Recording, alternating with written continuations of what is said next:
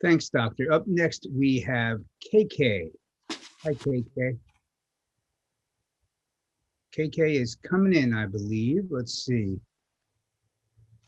KK, I know our tech team usually sends an unmute request. Just want to make sure you unmute yourself. I think we may have lost KK. So let's move on now to DF. DF, go ahead with your question, please. Hi, thank you. I hope you can hear me. Thanks, Dr. Yes. Montgomery, for your work.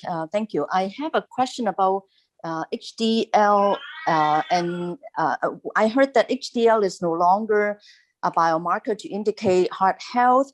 Then why are we still looking at it? And also, why are we still looking at like total cholesterol, the ratio of total cholesterol to HDL or something like that? Thank you. Yeah, great question. So, HDL, we for a long time, we thought high HDL had a protective effect, and it really haven't panned out to be that way. Some people are starting to look at HDL particle sizes as opposed to just total HDL.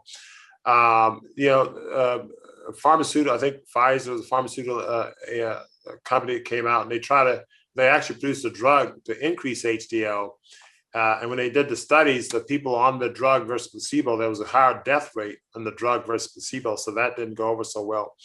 I don't use HDL as a parameter. It does drop when you're on a whole food plant-based diet, a defined plant-based diet, et cetera. And my thinking is that, the HDL goes down because you need less of it.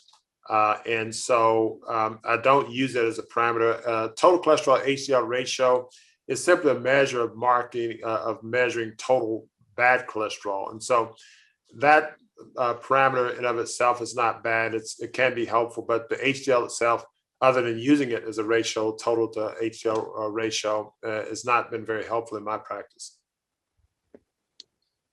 Thanks, Dr. Montgomery. And now we have Stephanie. Hi, Stephanie. Hi, Dr. Montgomery. Thank you for the excellent presentation. Yes, I have high blood pressure and tachycardia, which I believe was caused a lot by dehydration. And I noticed in your presentation that you talked about a patient that you healed a lot of what was going on with them with hydrating them. And I was wondering if there's things that I can do at home to start to rectify that, like to start to hydrate my body and get some of my blood pressure and heart rate back in order. And I know that juicing is one thing that people recommend, but I'm always scared to juice because I'm insulin resistant. So I'm afraid that putting all that sugar in my bloodstream will cause even more trouble. So is there anything else I can do to kind of rehydrate my body quickly, I guess? Yeah. So what I'll say, and just to comment on juicing, we use cold pressed juicing on lots of diabetics, and not just one or two. Thousands of diabetics, and we've had good results. But you don't have to use cold pressed juicing as a detox if you consume 100% raw foods. And when I say that, you can use whole fruits. You can use lots of salads, greens, sprouts. The thing about whole raw plant foods, especially the leafy greens, foods like tomatoes or cucumbers, zucchini, all these foods. These foods are mostly water, and when you consume them in their natural uncooked state, you're really eating your water. You're hydrating yourself very effectively.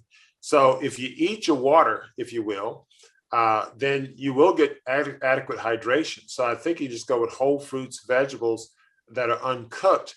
And that maintains the optimal water, and it's alkaline water, and it hydrates you more effectively than even the inorganic water that you have. And then you can try to wean off any diuretics that you may be on and stay away from caffeinated beverages. Thanks, doctor. Up next, we have Anne Marie. Hello, doctor. I wanted to lower my triglycerides. I wanted to know if having dry fruit, I'm eating about 3 in a salad dressing that I make that I use for 2 days. I do use almonds and flaxseed and a half a teaspoon of alma powder. Am I doing sufficiently, or I should cut out completely the dry fruit and the nut that I'm using? You can cut out the dry fruits if you like. It could be contributing to it. Again, look at other foods that are going. The salad dressing, make sure you're making the salad dressings yourself without any processed foods. And make sure that whole concept, bite, drop, or crumb, search your diet for every bite, drop, and crumb that's outside a whole food diet. And if the triglycerides persist to be high, I would go more to 100% raw and do that for an extended period of time, at least 4 weeks, and recheck the cholesterol, because there could be things that you're moving out of your diet when you go 100% raw that you're not aware of. And so that allows you to do that. Thanks, Doctor. Now we have Francis. You'd go ahead with your question. And I hope I pronounced that correctly. Francis, if you can go ahead and unmute. And there we are. Hi, thanks for all the great information. I have a question. After you have reversed an acute situation by nutrition and the patient no longer has angina and you increase functionality, what techniques do you use to reduce the likelihood of regression in the diet by the patient, and how long after do you give follow-up appointments to monitor their compliance? Is it once a year, once every 3 months? What is it?